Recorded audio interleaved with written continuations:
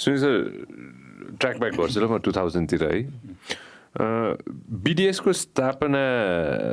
कसरी भएको थियो त्यो बताइदिनुहोस् न अब त्योभन्दा अगाडिको स्टोरी पनि लामै छ म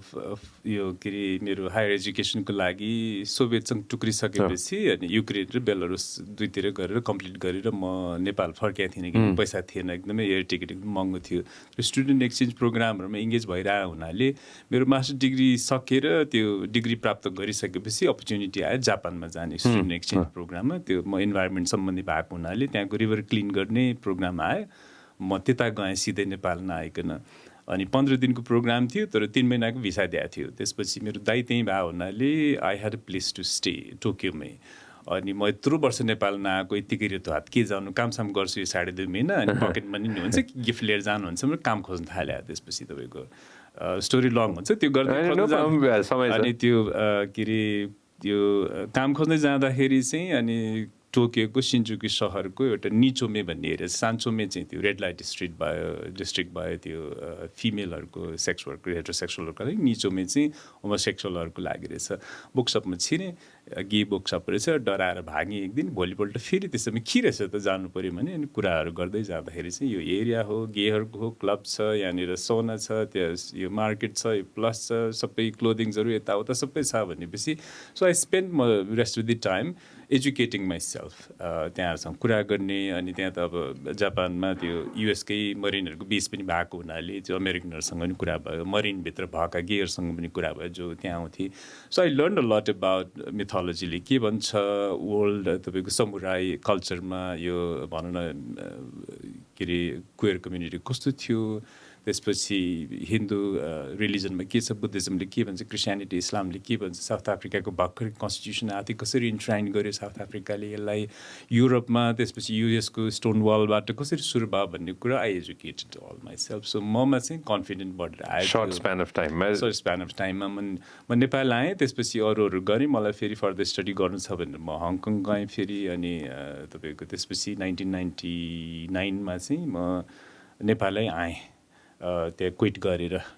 पर्सनल इस्युज पनि भयो अरू त्यहाँ त्यो ल्याङ्ग्वेजको प्रब्लम पनि आयो यताउति आयो मलाई चाहिँ अब कम्प्युटरमा काम गर्नु चाहिँ म कम्प्युटर साइन्स गरेको थिएँ मलाई त सोसल सर्भिसतिर लाग्छ भनेर आएँ अनि त्यही बेला मैले गोर्खामै गएर डेस्टिट्युट वुमेनहरू सिङ्गल वुमेनहरूको लागि चाहिँ त्यो इम्ब्रोइडरी गर्ने के गर्ने युएसबाट डिजाइनहरू आउँथ्यो अनि प्रोडक्ट चाहिँ यहाँबाट हामीले बनाएर सेल गर्ने 1999 तिर अनि काठमाडौँ आउने जाने भइरहेको थियो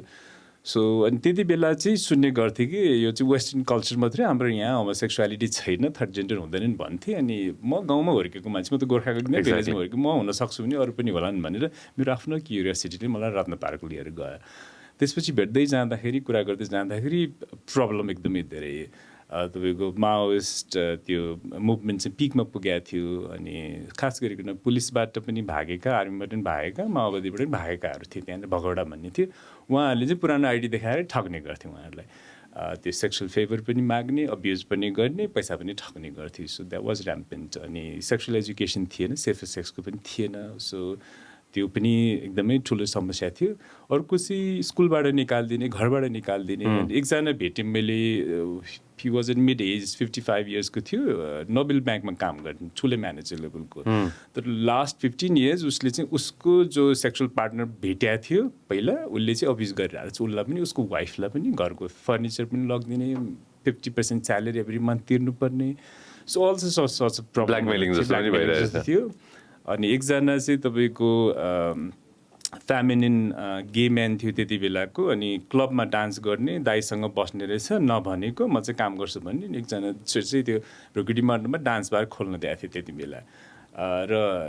लेडिजहरू डान्स गर्न पाउँदैन थियो अथवा राख्ने चलन थिएन सो हाम्रो यहाँको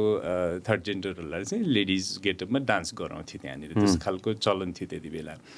अनि उसको दाइ चाहिँ साथीहरू लिएर बियर खान आएछ त्यो डान्स क्लबमा आफ्नो भाइ बहिनी त्यहाँनिर केटी बनेर नाचेर देखेपछि हि फेल्ट भेरी सक्ड अनि उसले एकदमै धेरै चाहिँ तपाईँको फिजिकल अब्युज गरे हुनाले अनि उसले चाहिँ सुसाइड गर्यो 3 दिनपछि so that sucked me lot अनि मैले चाहिँ म त हाल्न जाऊँ न त कमसेकम जस्टिस त पाउँछ पुलिसलाई भनौँ भनेको त्यति बेला मसँग कनेक्टमा आउनु भएको सबैहरूले होइन हुँदैन हामी त चिनिराखेको फेरि हाम्रा समेत इन्क्वायरी गर्न आउँछ police we will be outed to our family त्यसले प्रब्लम गर्छ भनेपछि मैले what is situation what is condition we living होइन जस्टिसको लागि आवाज उठाउनु पनि नसक्ने इट्स अ भेरी अपलिङ तपाईँको कन्डिसन भयो यसलाई चेन्ज गर्नुपर्छ हामी चाहिँ मुभमेन्ट गरौँ भनेर so whole idea I think यो ओपनिङ ब्लू डायमन्ड सोसाइटी चाहिँ त्यो ट्रान्सजेन्डरलाई त्यो थर्ड जेन्डरलाई जान्छ जसको नाम काली थियो so I give her credit always कि उसको डेथबाट चाहिँ हामीले त्यो एनर्जी पायौँ होला सायद यो गर्नुपर्छ भनेर मैले साथीहरूलाई भनेँ त्यसपछि ल चेन्ज गर्नलाई गर्नै पर्छ भन्ने भयो अनि त्यसपछि चाहिँ विधानहरू लेख्ने एनजिओको प्रोसेसहरू चाहिँ सुरु भएर अनि ठ्याक्कै त्यो 2000को सेप्टेम्बर अक्टोबरतिर म ठम्बेल त्यो रत्न पार्क जान थालेको त्यसपछि अरू क्रुजिङहरू पनि थियो अथवा त्यो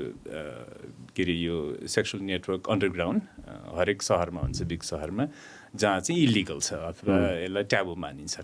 सो पशुपति एरियामा स्वयम्भू एरियामा त्यति बेला हाम्रो एउटै मात्रै सुपर मार्केट थियो विशाल बजार त्यसको टोइलेट्सहरूमा बसन्तपुरकै एरियाहरूमा जहाँ पनि यो इट्स अभियस अथोरिटिजहरूलाई थाहा नहुन पनि सक्छ अथवा थाहा हुन पनि सक्छ तर जहाँ इलिगल चाहिँ ट्याबु छ यो होमोसेक्सुअल थर्ड जेन्डरहरूको अन्डरग्राउन्ड सेक्सुअल नेटवर्क चाहिँ हुन्छ एभ्री बिग सिटीमा सो त्यो काठमाडौँमा नि थियो सो यो प्रब्लमलाई ओभरकम गर्नको लागि अनि सेप्टेम्बर 2001मा चाहिँ हामीले दर्ता गऱ्यौँ यो ब्लू डायमन्ड सोसाइटी भनेर Thank you very much for watching us on YouTube. Make sure that you also listen to us on Spotify.